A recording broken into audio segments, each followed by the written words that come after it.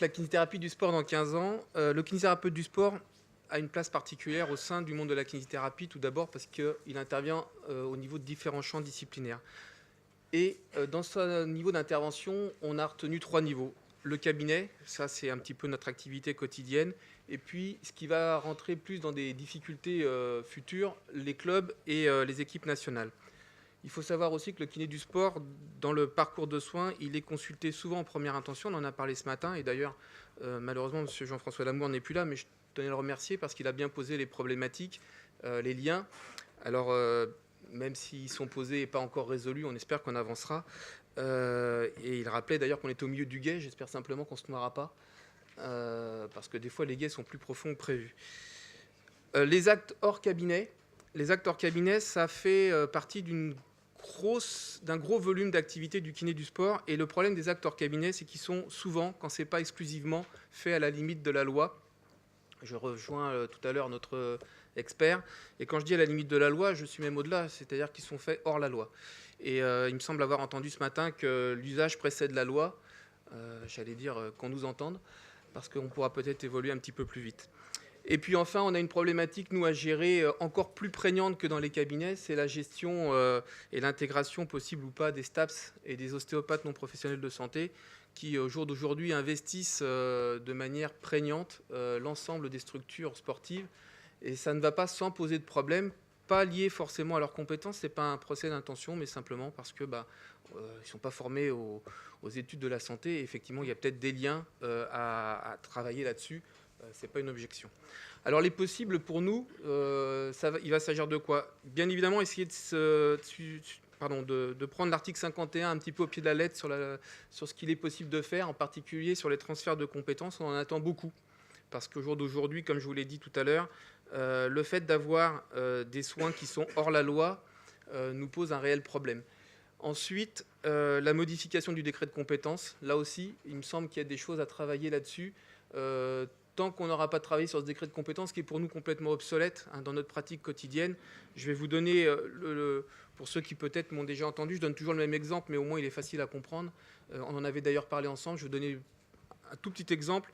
Est-ce qu'on peut concevoir qu'un kinésithérapeute du sport, lorsqu'il reçoit un sportif, ne puisse pas faire un soin d'ampoule? Eh bien non. Il n'a pas le droit de le faire puisque c'est l'exercice illégal de la profession d'infirmière. Vous imaginez bien que je ne me vois pas, moi, la semaine prochaine, je pars en Macédoine voir des internationales. Je me vois mal dire à mon entraîneur national, c'est dommage qu'elle ait une ampoule, on va peut-être faire venir une infirmière de France parce que je n'ai pas le droit d'y toucher. Donc concrètement, c'est quelque chose qui n'est pas tenable dans le temps. À partir de là, il sera intéressant de faire une évaluation, une graduation des actes à transférer. Là aussi, il y a une réflexion à prendre sur le statut spécifique du kiné du sport. Au jour d'aujourd'hui, sur le plan légal, on n'est pas assuré. On n'est pas assuré sur ce que je viens de vous dire par rapport aux actes, mais on n'est pas non plus assuré sur les personnes sur lesquelles on intervient, puisque pas toujours sur le territoire français. Souvent, si vous allez aux États-Unis, par exemple, on n'est jamais couvert. Or, pour autant, on y va et pour autant, on y travaille. Voilà. Et puis la dernière chose sur les possibles, c'est la modification de la formation initiale. On en a un petit peu parlé ce matin, je pense qu'on le développera beaucoup plus ensuite. J'ai eu la chance de faire une thèse très récemment qui montrait l'intérêt de l'universitarisation dans notre profession. Au jour d'aujourd'hui, les écueils, et je veux juste rebondir sur ce que j'ai entendu ce matin sur il nous faut un Master 2 pour faire de la recherche.